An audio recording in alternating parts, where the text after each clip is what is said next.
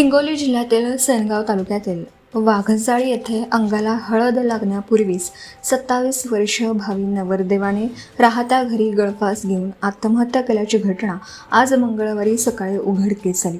सविस्तर माहिती अशी आहे की सेनगाव तालुक्यातील वाघजाळी येथील आनंदा हरिभाऊ गांधीले हे शेती व्यवसाय करीत कुटुंबियांसह राहतात। घरी आई वडील असा परिवार आहे। घराचा उदरनिर्वाह शेतीवरच अवलंबून आहे। मागील काही दिवसांपूर्वी आनंदाचा विवाह हिंगोली जिल्ह्यातील खांबाळा येथे ठरला होता। गावालगत असलेल्या शेतात त्यांच्या घराचं बांधकाम देखील सुरू होतं। घराच्या बांधकामासह लग्न सोहळ्याची घरी लगबग सुरू होती। दरम्यान आनंदा हा नेहमीप्रमाणे सोमवारी रात्री 9 वाजेच्या सुमारास शेतातील बांधकाम सुरू असलेल्या घरी गेला होता। आज मंगळवारी सकाळी 7:30 वाजेपर्यंत तो घरी परत आला नसल्याने कुटुंबियांनी शेतात जाऊन पाहणी केली। आनंदाचा मृतदेह गळफास घेतलेल्या स्थितीत आढळून आला।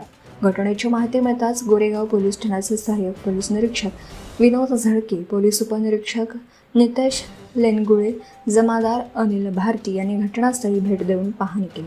आनंदाचा मृतदेह उत्तरीय तपासणीसाठी ग्रामीण रुग्णालयात दाखल करण्यात आला होता। मयत आनंदाचा गुरुवारी 7 मे रोजी विवाह सोहळा असल्याने आज सकाळी त्याला नेण्यासाठी वधू मंडळीकडील पाहुणे येणार होते। मात्र अंगावर हळद लागण्यापूर्वीच आनंदाने गळफास घेऊन आत्महत्या केल्याची घटना घडली।